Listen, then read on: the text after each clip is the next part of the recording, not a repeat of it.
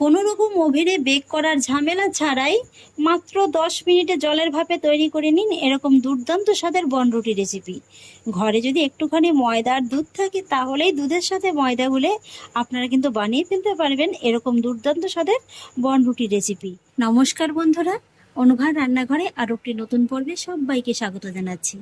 বন্ধুরা, আজকে আমি আপনাদের তৈরি করে দেখাবো দারুণ মজাদার স্বাদের বনরুটি। তবে কোনো রকম বেক করার ঝামেলা ছাড়াই মাত্র 10 মিনিটে জলের ভাপে তৈরি করে দেখাবো এই বনরুটি রেসিপি। এই বনরুটি তৈরি করা যেমন সহজ, খেতে কিন্তু ততটাই মজাদার। আর কথা দিচ্ছি বন্ধুরা, এই রুটি রেসিপিটি একবার যাকেই খাওয়াবেন না কেন সেই কিন্তু আপনার রেসিপির গোপন রহস্য জানতে চাইবে। তৈরি হবে জলের ভাপে, কিন্তু ওভেনে বেক করার যে রুটিগুলো হয় না, তার থেকে কিন্তু স্বাদ কোনো অংশেই কম হবে না। তো চলুন বন্ধুরা, আর বেশি কথা না বাড়িয়ে আজকে রেসিপিটি শুরু করা যাক। আর সেই জন্য দেখুন বন্ধুরা, শুরুতেই কিন্তু আমি একটা বড় মিক্সিং বোল নিয়ে নিয়েছি, আর তার মধ্যে নিয়ে নিয়েছি এরকম একটা মেজারমেন্ট কাপ মেপে 2 কাপের মতো ময়দা। এখানে আপনারা ময়দার পরিবর্তে আটা দিয়েও এই রুটিটা তৈরি করতে পারেন, তবে আটার থেকে কিন্তু ময়দা দিয়ে করলে খেতে বেশি ভালো লাগবে। এই যা, এবার আমি রুটি তৈরি করার জন্য ময়দার মধ্যে নিয়ে নেব স্বাদ অনুযায়ী লবণ। তবে লবণটা কিন্তু একেবারে খুব বেশি দিতে যাবেন না, খুব বেশি হলে কিন্তু খেতে বেশি ভালো লাগবে না। লবণটা নিয়ে নেওয়ার পরে নিয়ে নেব 10 টাকা দামের 1 প্যাকেট গুঁড়ো দুধ। এখানে বন্ধুরা আপনাদের হাতের কাছে থাকা সামান্য কয়েকটা উপকরণ দিয়েই কিন্তু এই বনরুটিটা তৈরি করা যায়। এখানে আমি 1 প্যাকেটের মতো গুঁড়ো দুধটা দিয়েছি, আপনারা চাইলে কিন্তু 2 চা চামচের মতো দিতে পারেন। তবে একটু বেশি হলে কি হবে, এই রুটিগুলো খেতে একটু বেশি ভালো লাগবে। গুঁড়ো দুধ আর লবণটাকে আমি ময়দার সঙ্গে খুব ভালোভাবে একটু মিশিয়ে নিয়েছি। এবার আমি এটাকে একটা সাইডে রেখে দেব। আর এবার আমি আরও একটা বাটি নিয়ে নিলাম, আর তারপর আমি এই বাটির মধ্যে নিয়ে নেব যে কাপটা মেপে আমি ময়দাটা নিয়েছিলাম সেই কাপেরই 1 কাপ কুসুম গরম দুধ। দুধটা ঠিক এমনই গরম হতে হবে যাতে করে একটা আঙুল চুবিয়ে আপনি কিছুক্ষণ রাখতে পারেন। এই যে দেখুন। আর এবার আমি এই দুধের মধ্যে অ্যাড করব 3 চা চামচের মতো চিনি। এতে করে রুটিটা খুব বেশি মিষ্টি হবে না, তবে হালকা একটু মিষ্টি মিষ্টি হবে। সেক্ষেত্রে রুটিটা কিন্তু খেতে বেশি ভালো লাগবে। তবে চিনির পরিমাণটা কিন্তু আপনারা আপনাদের স্বাদ অনুযায়ী কম বেশি করে দিতে পারেন। চিনিটাকে দুধের সঙ্গে একটু ভালোভাবে মিশিয়ে নেব। চিনিটাকে আমি হালকা করে একটু মিশিয়ে নিয়েছি। আর এবার এই কুসুম গরম দুধের মধ্যে অ্যাড করব ছোট 2 চা চামচের 2 চা চামচের মতো ড্রাই ইস্ট। ইস্টটাকে একবার ভালোভাবে মিশিয়ে নেব। ইস্টটাকেও আমি হালকা করে একটু মিশিয়ে নিয়েছি। আর এবার আমি এই দুধের মধ্যে অ্যাড করব 3 চা চামচের মতো সাদা তেল। এবার তেলটাকেও কিন্তু একবার ভালোভাবে মিশিয়ে নেব। ব্যাস, সমস্ত উপকরণগুলো আমার একটু ভালোভাবে মিশিয়ে নেওয়া হয়ে গেছে। এবার আমি এই দুধের মিশ্রণটাকে ময়দার মধ্যে নিয়ে নেব। তারপর ময়দাটিকে এই দুধের মিশ্রণের সঙ্গে ভালোভাবে মেখে নেব।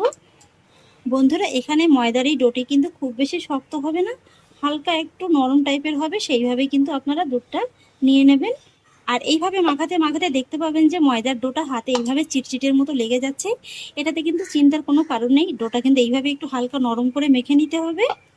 আর এখানে আপনারা নিশ্চয়ই খেয়াল করেছেন আমি 2 কাপ ময়দার জন্য কিন্তু 1 কাপ লিকুইড দুধ আর 2 চা চামচের মতো ইস্ট নিয়েছি।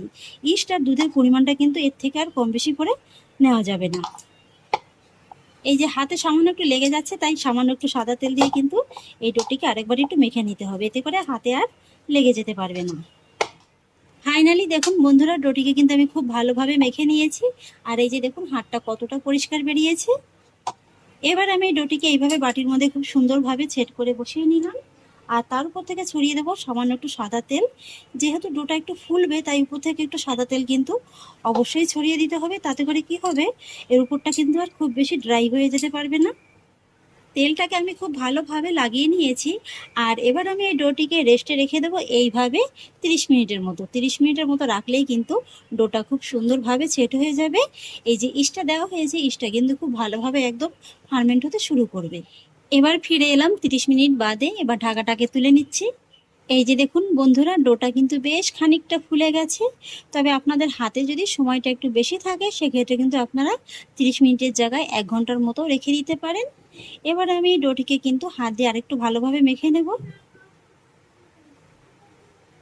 এই যে দেখুন কত সুন্দর একেবারে ইস্টটা ফার্মেন্ট হতে শুরু করে দিয়েছে। এই যে দেখুন। আর এবার দেখুন বন্ধুরা, আমি আজকের এই বনরুটিগুলো কোনো রকম বেক করার ঝামেলা ছাড়াই শুধুমাত্র জলের ভাপে তৈরি করে দেখাবো। সেই জন্য এখানে নিয়েছি একটা ছিদ্রযুক্ত থালা। থালাতেই কিন্তু আমি আজকে রুটিগুলো তৈরি করে দেখাবো। আর এবার থালার মধ্যেও কিন্তু আমি সামান্য একটু সাদা তেল এইভাবে লাগিয়ে নেব। থালাটাকে আমি খুব ভালোভাবে রেডি করে নিয়েছি, একটা সাইডে রেখে দেবো। আর এদিকে যে ডোটাকে আমি ভালোভাবে রেডি করে রেখেছি, সেই ডোটা থেকে এইভাবে কিন্তু এবার আমি ছোট ছোট করে লেচি কেটে নেব। আমরা সাধারণত রুটি বানানোর জন্য যেরকম লেচিটা কেটে থাকি তার থেকে কিন্তু সামান্য একটু ছোট হবে, একেবারে খুব বেশি ছোটও হবে না লেচিগুলো, আবার একেবারে কিন্তু খুব বেশি বড়ও হবে না। ঠিক এইভাবেই কিন্তু কেটে নিতে হবে। আর এইভাবে একটা লেচি হাতে কেটে নেওয়ার পরে এইভাবে একটু আপনারা ফোল্ড করে নেবেন, তাহলে দেখবেন যে লেচিটার উপরিভাগটা খুব সুন্দর একদম মসৃণ হয়ে গেছে।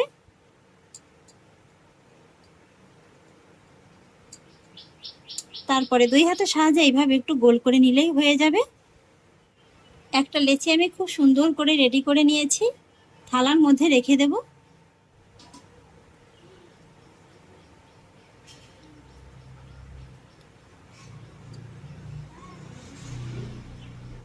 আর একটা লেচি আমি রেডি করে নিলাম।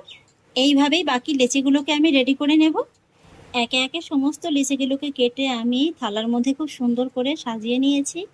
আর একটা লেচি দেখুন একটু ছোট হয়েছে, সেটাকেও কিন্তু ছাড়িনি, একই রকমভাবে সেটাকেও একটু শেপ দিয়ে থালার মধ্যে বসিয়ে নিয়েছি। আর এবার আমি এই লেচিগুলোকে আবারও কিন্তু একটু রেস্টে রেখে দেবো, মোটামুটি 10 থেকে 15 মিনিটের মতো একটু রেস্টে রাখলেই কিন্তু হয়ে যাবে। আবারও 10 মিনিট বাদে ফিরে এলাম। এই যে দেখুন ঢাকাটাকে তুলে নিচ্ছি। দেখুন বন্ধুরা, আমি লেচিগুলো কতটা ছোট ছোট করে কেটেছিলাম, ফুলে দেখুন ডবল হয়ে গেছে, একটার গায়ে একটা কিন্তু একদম লেগে গেছে। এই যে দেখুন, এইভাবে একটু রেস্টে রাখলে কিন্তু এই লেচিগুলো আরো খুব সুন্দরভাবে ফুলে যাবে। আমি 10 মিনিটের মতো রেখেছি, আপনারা চাইলে 20 থেকে 25 মিনিটের মতো রাখতে পারেন। আর এবার দেখুন বন্ধুরা, আমি আজকের এই বনরুটিগুলো যেহেতু গরম জলে ভাপিয়ে নেব, সেই জন্য কিন্তু একটা ডেকচির মধ্যে খানিকটু পরিমাণে জল আমি আগেই গরম বসিয়ে দিয়েছিলাম। জলটা কিন্তু খুব ভালোভাবে ফুটেও গেছে। আর এবার আমি কিন্তু এই যে বনরুটির থালাটাকে এইভাবে ডেকচির পরে বসিয়ে দেব। আর তারপর উপর থেকে আবার একটা চাপা দিয়ে দেব। আর এবার কিন্তু হাই আছে এই বনরুটিগুলোকে আমি 10 মিনিটের মতো গরম জলে ভাপিয়ে নেব। এবার আবারও 10 মিনিট বাদে ফিরে এলাম, ঢাকাটাকে তুলে নিচ্ছি। দেখুন বন্ধুরা, বনরুটিগুলো কত সুন্দর একেবারে ফুলে গেছে। দেখুন কত সুন্দর একেবারে ফুলের মতো লাগছে, দেখতে কিন্তু খুবই সুন্দর লাগছে। আর এই বনরুটিগুলো ঠিকঠাক হয়েছে কিনা আপনারা কিভাবে বুঝবেন? এইভাবে উপর থেকে একটু হাত দিয়ে চেক করে দেখবেন। এটা যখন ঠিকঠাক হয়ে যাবে না, দেখবেন যে উপর থেকে একদম শক্ত হয়ে যাবে। আর এইভাবে কিন্তু হাতে একদমই লেগে যাবে না। দেখুন আমার বনরুটিটা কিন্তু একদম পারফেক্ট ভাবে তৈরি হয়ে গেছে। এবার আমি গ্যাসের ফ্লেমটাকে অফ করে দেবো। ফ্লেমটাকে আমি অফ করে দিয়েছি। আর এবার আমি বনরুটির থালাটিকে নামিয়ে একটু ভালোভাবে ঠান্ডা করে নেব। আর বন্ধুরা, আমি আজকের এই বনরুটিগুলো যেহেতু গরম জলে ভাপ দিয়ে তৈরি করেছি, তাই কিন্তু উপর থেকে আলাদা করে কোনো কালার আসেনি, এইভাবেই কিন্তু একদম পুরো সাদা রয়ে গেছে।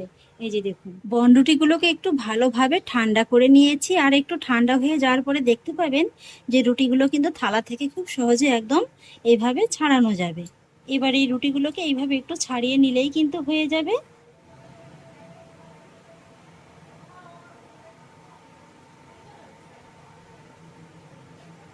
এই যে দেখুন বন্ধুরা, রুটিগুলো কত সুন্দর একদম জালিদার তৈরি হয়েছে।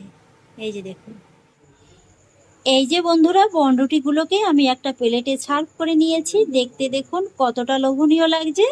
কোনো রকম ওভেনে বেক করার ঝামেলা ছাড়াই মাত্র 10 মিনিটে জলের ভাপে তৈরি করে নিন এরকম দুর্দান্ত স্বাদের বনরুটি রেসিপি। ঘরে যদি একটুখানি ময়দার দুধ থাকে, তাহলেই দুধের সাথে ময়দা গুলে আপনারা কিন্তু বানিয়ে ফেলতে পারবেন এরকম দুর্দান্ত স্বাদের বনরুটি রেসিপি। এগুলো কিন্তু এতটাই নরম হয় যে মুখে দেওয়া মাত্রই জাস্ট একেবারে মিলিয়ে যাবে।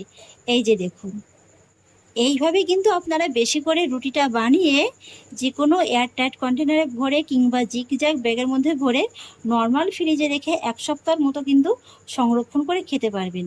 আর এই রুটিগুলো কিন্তু আপনারা সন্ধ্যার টিফিনে চায়ের সঙ্গেও খেতে পারবেন, আবার একটু সামান্য দুধের সঙ্গে ভিজিয়েও কিন্তু খেতে পারবেন। খেতে কিন্তু খুবই ভালো লাগে। আর এতটাই সুস্বাদু হয় যে কোনো কিছুই লাগবে না, শুধু মুখেও কিন্তু খেয়ে নিতে পারবেন। এই যে দেখুন, তাহলে আশা করছি বন্ধুরা, আমার আজকের এই বনরুটি রেসিপি আপনাদেরও খুব ভালো লেগেছে। যদি ভালো লেগে থাকে তাহলে আমাকে অবশ্যই একটা লাইক এবং কমেন্ট করবেন, সেই সঙ্গে বন্ধুদের সঙ্গে শেয়ার করবেন। আর প্লিজ বন্ধুরা, যদি আমার পরিবারের নতুন সদস্য হয়ে থাকেন তাহলে একটা সাবস্ক্রাইব করে পাশে থাকা বেল আইকনটি প্রেস করে দেবেন। ফিরে আসছি এরকমই পরের অন্য কোনো নতুন রেসিপি নিয়ে। সবাই ভালো থাকুন, সুস্থ থাকুন। ধন্যবাদ।